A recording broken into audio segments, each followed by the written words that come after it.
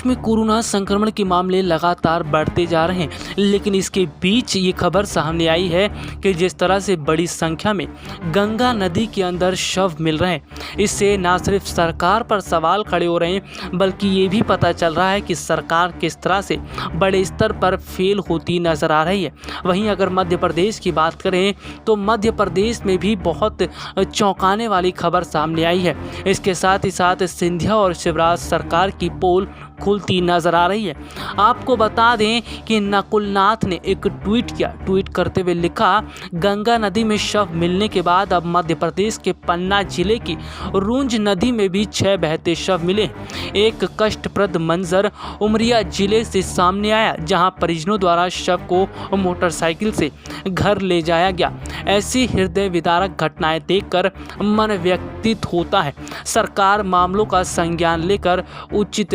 व्यवस्था बनाए। यानी कि अगर देखा जाए तो मध्य प्रदेश में भी हाल कुछ ठीक नहीं है, और जिस तरह से देखने को मिल रहा था कि सिंधिया और शिवराज ने जिस तरह से अभी तक बड़े बड़े दावे किए थे, वो दावे भी अब खुलते नजर आ रहे हैं। अगर बात करें तो कमलनाथ ने भी ट्वीट करते हुए लिखा, ग्रामीण क्षेत्रों में कोरोना संक्रमण की स्थिति भयावह हो चली है। इस पूरे मामले में सरकार तत्काल संज्ञान लेकर इसकी पूरी जांच करवाए और ग्रामीण क्षेत्रों में स्वास्थ्य सेवाएं व संसाधन बढ़ाने का काम युद्ध स्तर पर करे। अब बात करें तो कमलनाथ ने एक ट्वीट और किया, जिसमें उन्होंने लिखा, शिवराज जी, अभी तक उत्तर प्रदेश और बिहार में गंगा नदी में बहते शवों की तस्वीरें हम देख रहे थे। अब मध्य प्रदेश में भी पन्ना जिले की अजयगढ़ तहसील के गांव नंदनपुर में रूंज नदी में 6 बहते शवों की दर्दनाक तस्वीर देखने को मिली है। नंदनपुर में रूंज नदी में 6 बहते शवों की तस्वीर देखने को मिली है। आपको बता दें कि जिस तरह से देखने को मिला था कि अब मध्य प्रदेश का हाल भी बुरा होता नजर आ रहा है। एक तो मध्य प्रदेश के अस्पतालों में पहले ही मरीजों का इलाज सही ढंग से नहीं हो पा रहा था। उसके अलावा अगर बात करें तो जिस तरह से देखने को ये मिला कि अब मध्य प्रदेश की जो नदियां हैं वहां पर पूरी तरह से कई जो शव मिल रहे हैं, उससे ये देखने को मिल रहा है कि अब स्थितियां और ख़राब हो रही हैं और संक्रमण का दर लगातार फैल रहा है। इससे भयानक बीमारियां फैल सकती हैं। आपको बता दें कि अभी तक देखने को मिल रहा था कि शिवराज सिंह चौहान और ज्योतिरादित्य सिंधिया ने कई बड़े बड़े दावे किए थे और कहा था कि मध्य प्रदेश की स्थितियों को संभालने के लिए वो बड़े स्तर पर काम करते हुए नजर आ रहे हैं। लेकिन जिस तरह से मध्य प्रदेश का हाल देखने को मिल रहा है, और सबसे बड़ी बात तो यह है कि अब कांग्रेस पार्टी के नेता कमलनाथ और नकुलनाथ ने भी जिस तरह से सरकार का सच बताने की कोशिश की है, इससे साफ पता चलता है कि स्थितियां कितनी खतरनाक है और किस तरह से माहौल जो है वो पूरी तरह खराब होता नजर आ रहा है। आपको बता दें कि मध्य प्रदेश के अंदर कांग्रेस पार्टी पूरी तरह से कोरोना मरीजों का इलाज करवाने के लिए हर संभव कदम उठाती नजर आ रही है, और इसके साथ ही साथ बड़े स्तर पर मरीजों की मदद भी की जा रही है। लेकिन एक तरफ ये भी देखने को मिल रहा है कि सरकारों ने अभी तक जो दावे किए थे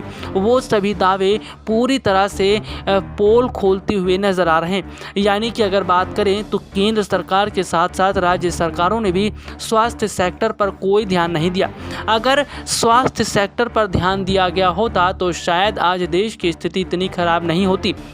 वहीं वैक्सीन को लेकर भी सवाल दिखता नजर आ रहा है। जिस तरह से देखा जाए तो वैक्सीन की अलग अलग कीमतें तय कर दी गई हैं, और इसके साथ ही साथ बात करें तो केंद्र सरकार पर ये तक आरोप लगाया जा रहा है कि वो राज्यों के साथ भेदभाव कर रही है। यानी कांग्रेस शासित राज्यों को वैक्सीन व अन्य दवाइयाँ उपलब्ध नहीं करवाई जा रही हैं, तो वहीं स्थिति ये है कि जहाँ बीजेपी की सरकार है वहाँ पर जरूरी चीज़ें पहुँचाई जा रही हैं। इसका साफ मतलब ये है कि सरकार भेदभाव कर रही है, और सरकार भेदभाव कर न सिर्फ राजनीति कर रही है बल्कि जनता की जिंदगियों को छीनने का काम करती नजर आ रही है। सबसे बड़ी बात यह भी है कि जिस तरह से देखने को मिला कि अब मध्य प्रदेश, बिहार और उत्तर प्रदेश में लगातार स्थितियां तो खराब हो रही हैं, लेकिन जिस तरह से नदियों के अंदर इतनी बड़ी संख्या में शव मिल रहे हैं, ये शव ना सिर्फ पानी को दूषित कर रहे हैं बल्कि पूरी नदियों को दूषित करते दिखाई दे रहे हैं, और इससे जो बीमारी है वो और अधिक स्तर पर फैलने की पूरी संभावना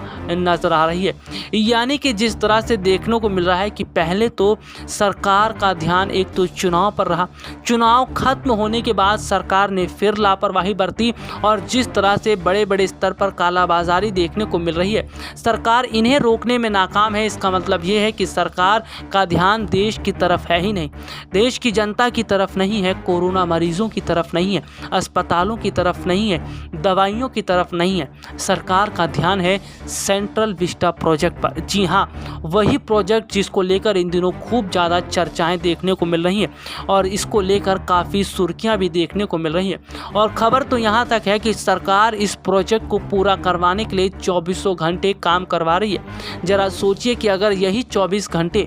अस्पताल बनवाने में लगाए जाते, अगर यही 24 घंटे सरकार राज्यों को ज़रूरी चीज़ें पहुँचाने में पूरी तरह कामयाब होती तो शायद देश की स्थिति इतनी ख़राब नहीं रहती। लेकिन सरकार ने जिस तरह से बड़ी संख्या में इतने हजार करोड़ रुपए जो नए सेंट्रल विस्टा प्रोजेक्ट पर उस पर लगाए और 24 घंटे जो काम चल रहा है, इसका मतलब ये है कि सरकार ने पहले तो देश की जनता के साथ झूठ बोला, उसके बाद देश की संपत्ति को निजी हाथों में बेच दिया और अब सरकार जो सारा पैसा वो सेंट्रल विस्टा प्रोजेक्ट पर लगा रही है। यानी कि देखा जाए तो साल 2014 से 2021 तक जिस तरह से सरकार ने बड़े बड़े मुद्दों पर काम नहीं किया, बड़े बड़े मुद्दों को सुलझाया नहीं और अस्पताल नहीं बनवाए, बेरोजगारी को लेकर काम नहीं किया, किसानों को लेकर काम नहीं किया, इसके साथ ही साथ अन्य ऐसे मुद्दे थे जिस पर सरकार को काम करना चाहिए था, उन पर भी काम नहीं किया। और सबसे बड़ी बात अगर हम करें तो मध्य प्रदेश में भी फिलहाल पूरी तरह से